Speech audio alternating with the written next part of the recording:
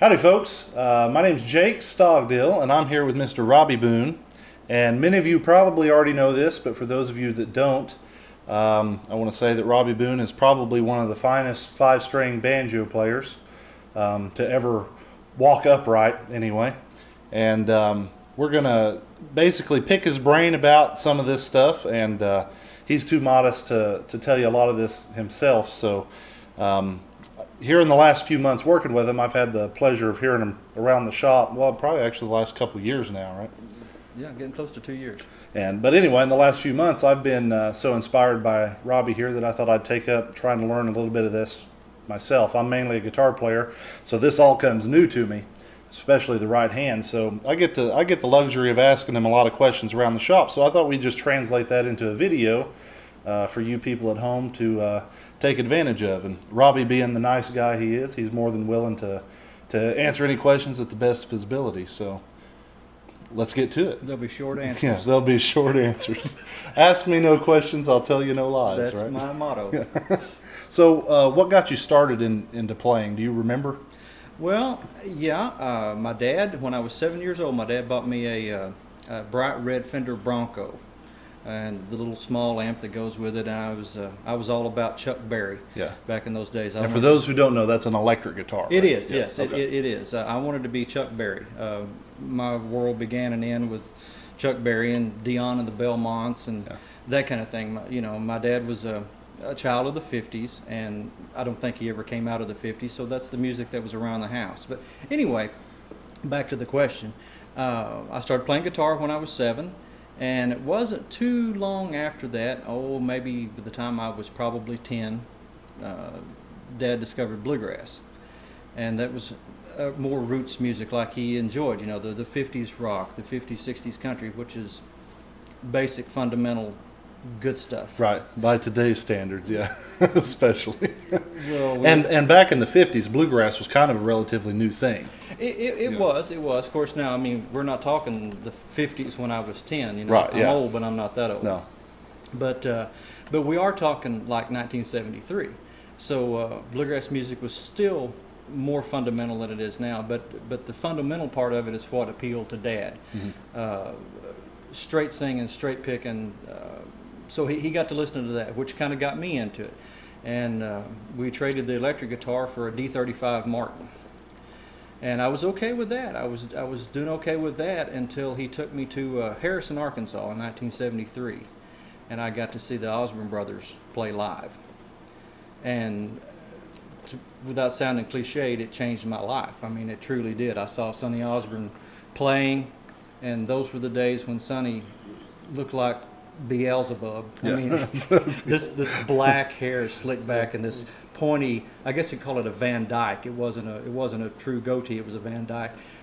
And I just thought the playing was incredible. Just the whole thing, the singing, the playing, his presence, because he was bigger than life. I mean, and from that point on, it's just been banjo, banjo, banjo. And that's what a lot of people who aren't already into bluegrass may not realize or understand, is that the energy level of a good bluegrass band is that of like a rock show. It can be. It sure can be. Yeah. And in those days, I mean, Bob and Sonny were traveling with, let's see, Dennis Digby was playing electric bass. Dale Sled was playing the guitar. One of Bobby's sons, Robbie, was playing the snare drum. And they were plugged in, which some people agree with, some people don't agree with. I just thought it was the coolest thing I'd ever heard, because it just had everything, and the power level you're talking about. It was just incredible. Yeah. It was, again, without sounding cliched, it was a life-changing event. So you mentioned Sonny. You would definitely rank him as one of your influences. Oh, he is. Who else would you put on the list there? Well, there are several. There are several early influences. Of course, even as a kid, little kid, watching Beverly Hillbillies, I heard Earl, and I liked the sound. I really liked the sound of the banjo, but it didn't hit me what was going on until I actually saw it, with Sonny. So, but Earl was an early influence. Sonny, definitely an early influence. Kenny Ingram in the 70s was a major influence, and I was lucky enough that those guys played out here quite a bit, in the Midwest where we are, Arkansas, Missouri, Oklahoma area. I got to see the Osborne Brothers live several times, got to see Lester Flatt with Kenny Ingram live several times, and I was usually the squirt on the front row trying to take in everything that Kenny did. Just a major influence on me in the 70s. A quick story about Kenny Ingram. I'll tell you what kind of man Kenny Ingram is. I was probably 12 years old the first time I met Kenny Ingram. And I'm not a big guy now. I'm vertically challenged, always have been. Of course, I'm getting more horizontally proficient as I get older. But anyway, so as a 12-year-old kid, I was small in stature, and Kenny is just a mountain of a man. And they were playing a show in Springdale, Arkansas, where I live. And me being young and not having any better sense, I just walked right up to Kenny and, hey, mister, can I look at your banjo?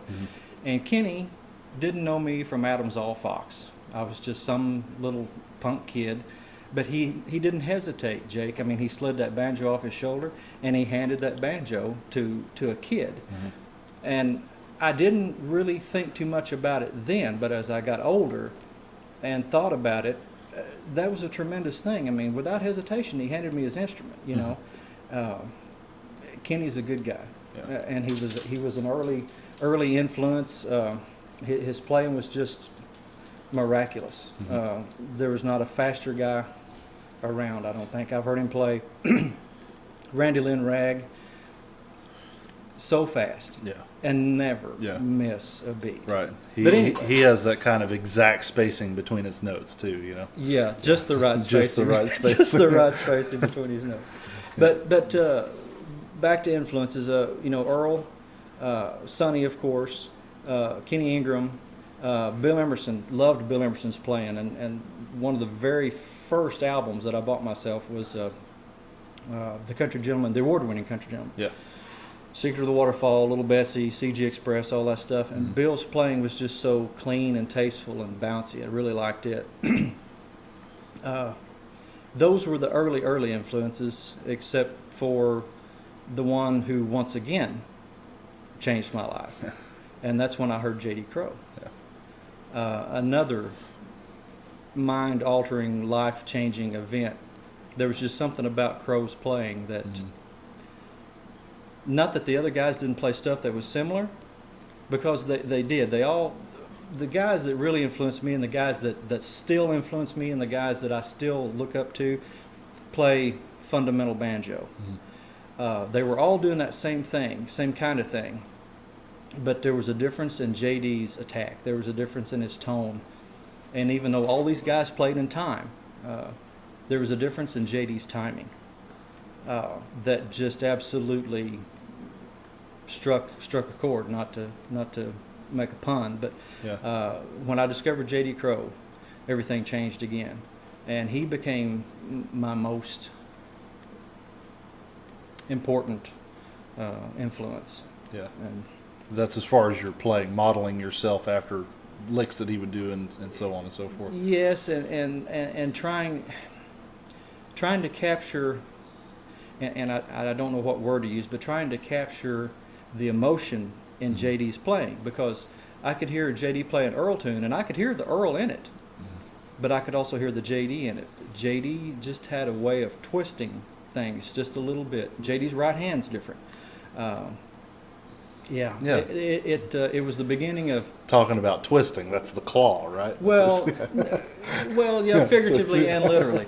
But it was the beginning of many days and nights sitting, wearing gray grooves and records, listening to J.D. Crowe, trying to figure out what he was doing, and trying to reproduce that tone that he did, which is an impossibility. You come to a point in your life when you figure out that everybody's an individual and nobody will ever play like somebody else. You can emulate them, but that's as far as it's ever going to get. Yeah. And when you're talking about people like you just mentioned, I'm mainly a guitar player. One thing that I know to be true is, especially if you're talking about someone like Tony Rice, who to me is he's my J.D. Crowe. Absolutely, Yeah. absolutely. And you learn what you can from him, but you don't try to be Tony because Tony already is. There's no way you can do Tony better than Tony did. You're never going to beat a man at his own game. Right. Truth be known, at some point in JD's life, he probably wanted to be Earl. Mm-hmm. And JD would probably tell you that today. That Sure. that if he could play like anybody he wanted to play like, it would be Earl. Right. But through that comes J.D. Crowe. well, that's exactly right. And there comes a point too where JD did his own thing. Mm-hmm. You're not going to beat Earl at Earl's game. You have to do something different, equally as good, Mm-hmm. but different. To be a success. Sure. Yeah. Yeah. While staying, there's still. Could you put into words? This might be a hard question. I'm not good with words. Yeah. Yeah, me either. Struggle with Yeah. words. I can't think and talk at the same time. But could you put into words? Obviously, we don't want to be copycats when we're coming up on our own. But there are certain things to still be in the right vein. There are all kinds of banjo players. There are all kinds of great banjo players. But the type of sound you're talking about is a very specific kind of niche within bluegrass. Mm-hmm. Could you put into words maybe what defines that? Well, the best words that I can use, I'm simple-minded. It's JD's tone and JD's timing that defines his sound. Right. And that is him, just as much as he had, red hair. Mm-hmm. That's just him. That individuality in J.D. Crowe or in Kenny Ingram or in Bill Emerson, I can tell real quick who I'm listening to play. Of course, I've spent half my life listening to those guys, but it's that individuality. And with Crowe, it was the tone and the timing. Mm-hmm. And if anything, it was Crowe's timing. He just had a different lick, Yeah. so to speak, Right. Well, than the other guys. in guitar playing circles, if you've ever been to workshops or whatever, pretty much every teacher subscribes to the format of the 3 T's, which is Right. tone, taste, and timing. That's correct. And so I guess that's no different. But it's kind of to have that same feel. It's a different kind of thing. Someone like Noam Pikelny and Bela Fleck, they have great tone, taste, and timing. They do. But it's not like J.D. Crowe. It's not. No. It's not like Robby Boone as far as the type of. And the world is proud of that. Yeah. Well, you know what I'm saying. It's a different approach to It the is. same thing. It Right. is. Tone, taste, and timing can mean an infinite amount of things. Mhm. Because good tone is good tone. It doesn't matter if it's different than picker A, B, or C. If they're pulling a pleasant tone from their instrument, they're pulling tone. Timing is the same way. Excuse me. Timing, either you play in time or you don't. Yeah. Okay. Make that real simple. But your sense of time is what changes. Lagging behind just a little bit, pushing forward just a little bit. Your sense of where you are in the timing makes a tremendous difference in how the final product sounds. Right.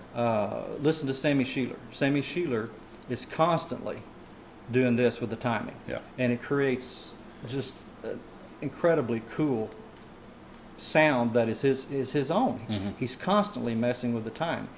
He's in time, absolutely in time. But Crowe was the same way. Crowe had a different timing. You can play in time, but you can still alter that, if that makes sense. Yeah.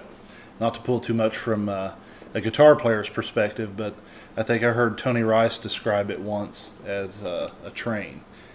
Everyone's on the train moving the same speed, but like you're the hobo within the boxcar. You have the freedom to move from one end of the boxcar to the other, Yes. while on the train going at the same speed as the rest of As them. long as the rest of those cars maintain a constant, Right, that frees you up right, to do to vary a little bit. Yeah. I mean, like with most banjo players, they get in a pocket, hmm and that's what creates their sound. Is their timing, their ability. Like with Crow, his ability to absolutely maintain time yeah, without varying, if he so wants to. right, Get into a forward roll thing that just sounds like a Gatling gun, yeah, and the timing is just relentless. hmm JD's timing is a big lot of his sound to me. yeah, right, His sense of time. yeah. So let's talk a little bit about your personal playing experiences and whatnot. Here before too long, we want to get into very technical things about your style. You're especially known for by a lot of people, and rightfully so, as what we're talking about, this tone timing monster, right? I'll give you the monster part. Yeah, we'll give you the monster part of cookies. Yeah. I'll be a little monster. That's why you're becoming more width Yes, proficient. I'm becoming right? horizontally challenged Yeah. because I like cookies. But let's back up a little bit and talk about your personal playing experiences. I mean, we were talking in the truck on the way over here a little bit about some of that. But what would you describe as some of your fondest memories of playing the banjo? Well, there's several. I've been very lucky since the time that I started playing in bands at 12 years old. I started playing banjo in a band with the fellow named Gene Newby and the Round Mountain Boys, when I was 12. And they were a very well-known, pretty highly respected regional band. Continued on from Gene to play with the group called Cedar Hill, which is still together, Frank Ray and Cedar Hill. Another highly respected regional band at that time. They've gone farther now. I guess what I'm saying, I've been very lucky to have played in this area with very, very good musicians, highly respected musicians. I've been in good band situations. From Frank and Cedar Hill, I went on to play with the group of boys, Collins Brothers, out of Kansas City, Missouri, a group called the Drifters. Yeah. Some of the most incredible music I've ever played. It's Yeah. just It's that supercharged kind of rock show kind of stuff we were talking about in a lot of cases. at times it was. It Yeah. sure was. I mean, when they were right, the Collins Brothers played full on Mhm. all the time, and when it was right, it was as right as it was going to get. But if they missed, they missed big, Yeah. because they played full out all the time. They sang Yeah. full out all the time. No reservations. No reservations. No playing it safe. No, I mean,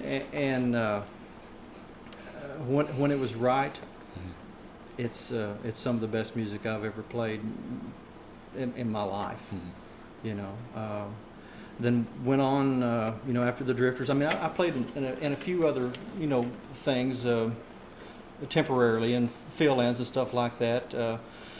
Played with a guy from here in Arkansas, a guy named Billy Mounts and the Outlaws. And Billy, when he wanted to, could settle down and play some really good music. Had some good musicians in the band. Dennis Crouch played bass in the band when I was there. Francis Hardison played mandolin, and of course I played banjo. Billy's show was more about entertainment Sure. than music, which Billy was a great entertainer, is a great entertainer. But when we settle down and play, we'd play, he loved Jimmy Martin. So Sure. we'd do stuff like Milwaukee, and It Takes One to Know One, and Ocean of Diamonds and stuff like that. Hit Parade of Love. We could settle down and play some pretty decent music, And I'm saying all this to say that, once again, I've been very fortunate to play with great musicians. And for the last 18 years, I've played music with a group called Lonesome Road that are based out of Springfield, Missouri, Mhm. East Missouri, or excuse me, Southwest Missouri, Northwest Arkansas. I'm directionally challenged too. And we've done this for 18 years. Great people. Yeah, some of the best Oh, musicians and people-wise too. Well- give if you would just a very brief history of the members. I know that several of them were pretty significant in other types of bands as well, right? well, Shelley Smith, our bass player, she came from a kind of a country background. She worked for several years as a teenager on I believe it was the Denny Hilton Country Shindig up around the lake area. So, I mean, she is a veteran of music. Incredible singer, incredible bass player. Makes a really good biscuit. Thank you, Shelley. You know, she'll get that. She made me a biscuit one time. She said, "Ain't that pretty?" She said, "Too bad we ain't got time to eat it." Yeah. That's a story for another documentary. But Dave Marvella is the guitar player. David has been a member of bands with members like Alison Krauss, Rhonda Vincent, others, but I can't right off the top of my head. He played with you in the early days with Frank Ray and Cedar Hill. He did. David and I have known each other. This year will be, let me think about this a minute. I was 15 when I first met him, so what's that, 38 years or something like that. Getting close to 40 years that I've known David. Great guitar player, great singer, all around good guy. And then Ron Pennington. Ron is my musical brother. I met Ron when I was about 11 years old, and Ron was like 13 or something like that. And there was a period of time where Ron and I were lucky enough that we lived right across the road from each other. Mm-hmm. So I was at his house or he was at my house, and we grew up together, learning to play music together. Ron's musical background is very impressive. His first pro job, was with Larry Sparks, and he's played with the Lynn Morris Band. He was a founding member of the group Phoenix, Glenn Duncan and Phoenix. He was a founding member of Paul Atkins and Borderline, and done fill-in work with almost anybody that you can imagine. I mean, he's the go-to guy. If people need a mandolin player, Ron's the go-to guy. So that's kind of Lonesome Road. I mean, they're great musicians, but they're extended family too. So. Right. And I think that's part of the reason it's been that the band has stayed together and stuck it out, for 18 years. And it's pretty rare these days to have a group that long with the same members. Well, it is, because eventually someone ends up just hating each other. Well, see, that's one good thing about Lonesome Road. There are no egos in the band, and we've never had any personality conflicts. Honestly, and I know this sounds like the married couple says, we've never had a fight in 46 years, and I go, yeah, right. Yeah. But honestly, in 18 years of the band being together, I don't remember a cross word with any of the four of us. Mm-hmm. I mean, it's almost uncanny. Yeah. So that in itself is a musical highlight. The question you asked, getting to play with the best of the best regional musicians.